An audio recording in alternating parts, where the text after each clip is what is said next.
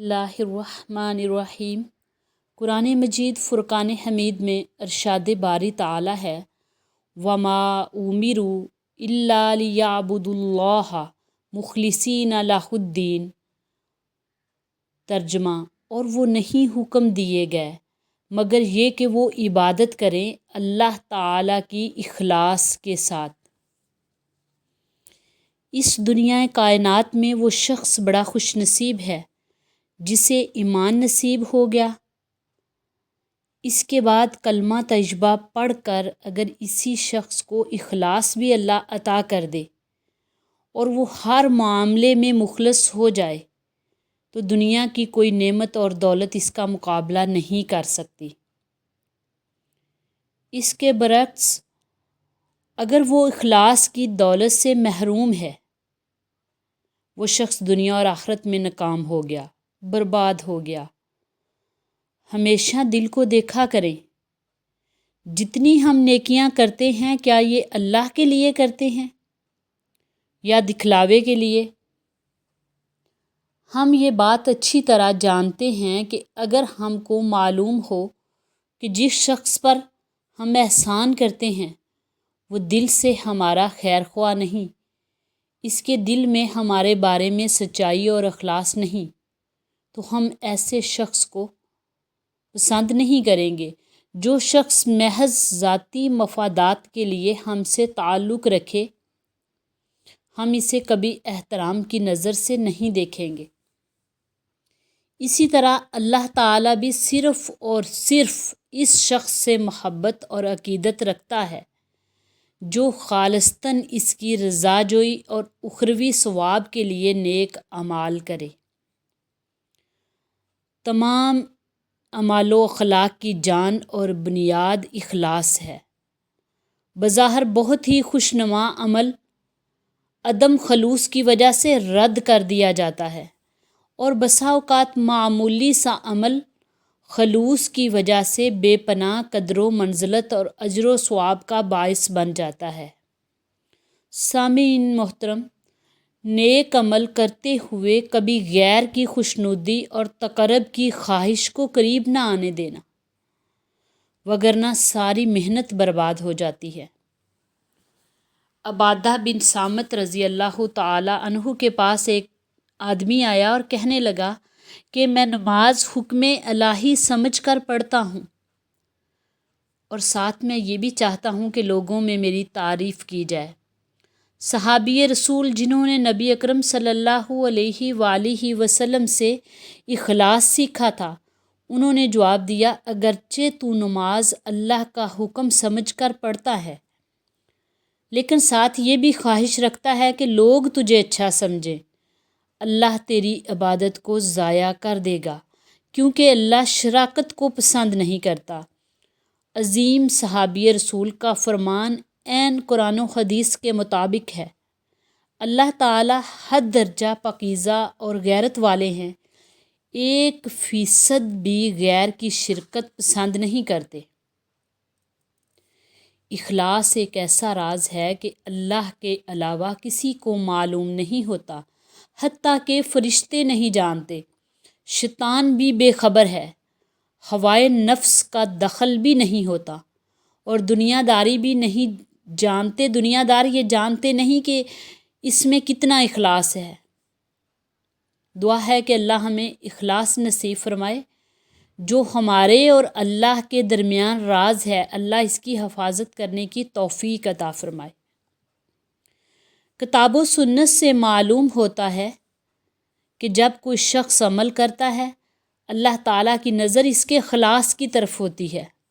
سیدنا ابو ہریرہ رضی اللہ عنہ بیان کرتے ہیں کہ نبی کل کائنات صلی اللہ علیہ وآلہ وسلم نے ارشاد فرمایا، بے شک اللہ تعالیٰ تمہاری صورتوں اور تمہارے مال و دولت کی طرف نہیں دیکھتا بلکہ اللہ تعالیٰ تمہارے دلوں کے خلوص اور اعمال کی طرف دیکھتا ہے۔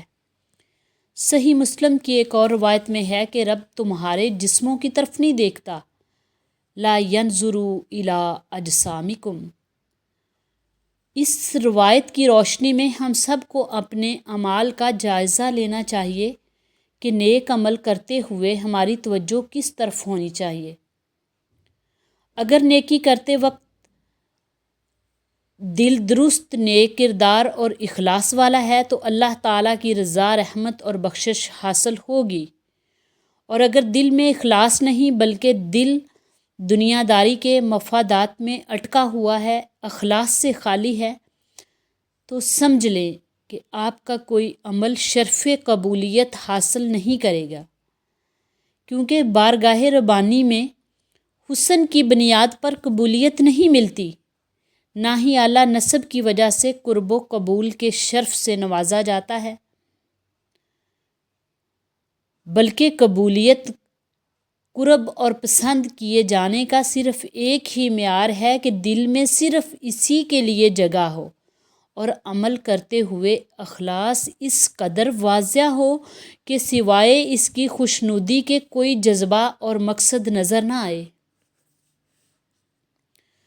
سامعین محترم، اگر اخلاص سے غیر مسلم، کافر اور مشرک بھی رب کو پکارے تو اللہ اس کو مایوس نہیں کرتا، بلکہ اس کے سچے جذبات دے کر رحم و کرم کے سب دروازے کھول دیتا ہے۔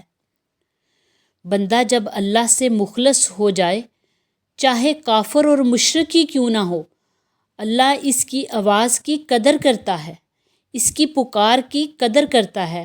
اگرچہ اہل مکہ مشرک تھے اور نبی کریم صلی اللہ علیہ وآلہ وسلم پر ایمان نہیں رکھتے تھے، اللہ تعالیٰ ان کی پکار کو بھی سنتے۔ مشرکین کے اخلاص کو اللہ نے قرآن میں ذکر کیا ہے۔ قرآن کریم کی سورۃ یونس میں ارشاد باری تعالیٰ ہے، اللہ کی ذات تمہیں سمندروں اور خشکی پر چلاتی ہے، یہ اللہ کا حکم ہے، یہ کشتیاں سمندر کی چھاتی پھاڑتی ہوئی چلتی ہیں۔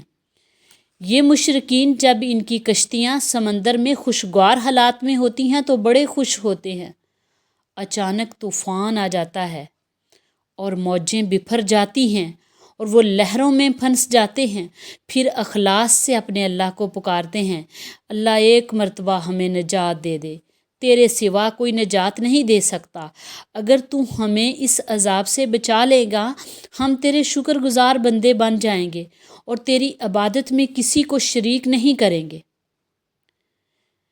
یہ مشرک جب سمندر سے باہر آ جاتے ہیں، ان کی کشتی کو میں نجات دے دیتا ہوں، قرآن پاک میں آتا ہے ان کی کشتی کو میں نجات دیتا ہوں، اللہ فرماتے ہیں پھر نافرمانیاں شروع کر دیتے ہیں اور میرے ساتھ شرک کرنا شروع کر دیتے ہیں۔ اللہ فرماتے ہیں یہ دنیا کی زندگی بڑی تھوڑی ہے، یہ فائدہ بہت تھوڑا ہے، آخرکار میری طرف ہی آؤ گے، میں تمہیں اپنی عدالت میں بتلاؤں گا کہ کس نیت سے تم اعمال کرتے رہے ہو اور کس نیت کے ساتھ عمل کرتے رہے ہو۔ سامعین کرام، اگر اخلاص والی پکار سے مشرک کو رب نجات دے سکتا ہے تو کیا موحدوں کو نجات نہیں ملے گی؟ انشاءاللہ ضرور ملے گی۔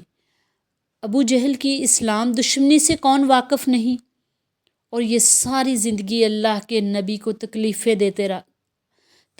دیتا رہا، اس کی قسمت میں ایمان نہ ہوا، کون سا دکھ ہے جو اس نے اللہ کے پیارے پیغمبر کو نہیں دیا۔ آخر اللہ نے مکہ کو فتح کرا دیا، حضرت محمد صلی اللہ علیہ وآلہ وسلم مکہ میں فاتح بن کر داخل ہوئے اور چند آدمیوں کے قتل کا حکم دیا کہ یہ جہاں بھی نظر آئیں انہیں قتل کر دو، اگرچہ یہ ملتزم کے ساتھ چمٹے ہوئے ہوں تب بھی انہیں قتل کر دو، اور ان کے نام بھی بتلائے۔ ان میں سے ایک ابو جہل کا بیٹا اکرمہ بھی تھا۔ اسے معلوم ہوا کہ اس کے قتل کا فتویٰ جاری ہو چکا ہے تو مکہ چھوڑ کر سمندر کی طرف بھاگ گیا، اور قرآن مجید کے مطابق وَجَاءَهُمُ الْمَوْجُ مِنْ كُلِّ مَكَانٍ، لہروں میں پھنس گیا۔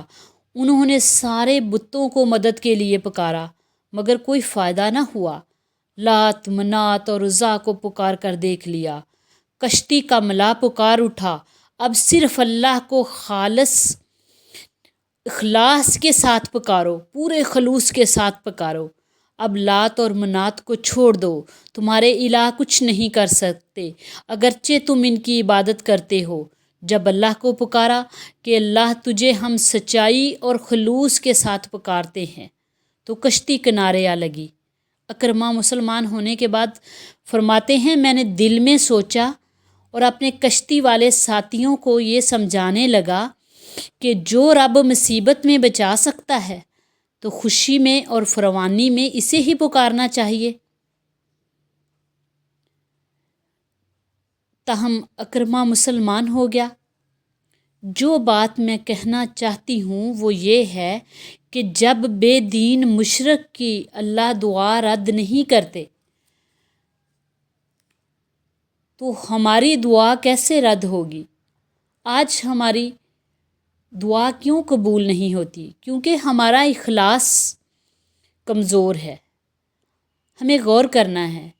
آج ہماری پکار اگر قبول نہ ہو تو ہمیں غور کرنا ہے کہیں ہمارا اخلاص تو کمزور نہیں ہو گیا اور ہمارے اخلاص میں کہیں کمی تو نہیں آ گئی۔ مقام غور ہے۔ نبی کریم صلی اللہ علیہ وسلم نے فرمایا اخلاص اللہ کو اتنا پسند ہے کہ ایک آدمی مہینہ بھر عبادت کرتا ہے اور نیک اعمال کرتا ہے اور دوسرا شخص اپنے گھر میں کسی شرعی عذر کی بنا پر بیٹھا رہتا ہے اور اس کی دل کی خواہش یہ ہے کہ مجھے بھی موقع ملے اور میں بھی نیکیاں کروں اور اللہ کا مقرب بن جاؤں۔ نبی کریم صلی اللہ علیہ وآلہ وسلم نے فرمایا جتنا ثواب اللہ تعالی مہینہ بھر نیکیاں کرنے والے کو دیتا ہے اتنا ہی ثواب اللہ اس کے اخلاص کی برکت سے گھر بیٹھنے والے کو عطا کرتا ہے۔ اللہ کی بارگاہ میں ہمارے اخلاص کی بے حد قدر و قیمت ہے۔ غور کیجئے، نبی کریم صلی اللہ علیہ وآلہ وسلم نے غزوہ تبوک کے لیے تیاری کا حکم دیا اور سفر انتہائی کٹھن اور بہت لمبا۔ منافقین نے آ کر عذر پیش کیے اور ہیلے بہانے شروع کر دیے۔ موسم سخت گرم اور فصلیں پک کر تیار ہو چکی تھی۔ نبی کریم صلی اللہ علیہ وسلم جب غزوہ سے واپس آئے تو اپنے صحابہ کو مخاطب کر کے فرمایا کہ کچھ ایسے خوش نصیب مدینہ میں موجود ہیں جو ہمارے ساتھ غزوہ میں شریک نہیں ہوئے اور اپنا عذر یعنی شرعی عذر کی بنا پر شرکت نہیں کر سکے اور انہوں نے کفار کے ساتھ جنگ بھی نہیں کی، مگر اللہ نے ان کا خلوص دیکھ کر ان کو غزوہ کرنے والوں جتنا ثواب عطا کیا ہے، کیونکہ وہ مخلص تھے۔ اللہ کو ان کا اخلاص اتنا پسند آیا کہ اللہ نے ان کو مکمل ثواب عطا کیا۔ اس حدیث سے بہت بڑی تسلی ملتی ہے۔ بیماری، غربت یا کسی شرعی عذر کی وجہ سے اگر مسلمان بظاہر نیکی سے پیچھے بھی رہ جائے مگر اللہ تعالیٰ اجر میں پیچھے نہیں رکھتے۔ جسم بیمار ہو جائے لیکن اگر خلوص تندرست ہے، اخلاص صحت مند ہے، جذبات خیر سے مالا مال ہیں تو پھر ایسے شخص کو نیکی کرنے والوں کی صف میں شامل کر لیا جاتا ہے۔ یاد رکھیے، مسلمان کے لیے اخلاص سے بڑھ کر کوئی دولت نہیں، یہی سرمایہ زندگی اور جوہر بندگی ہے۔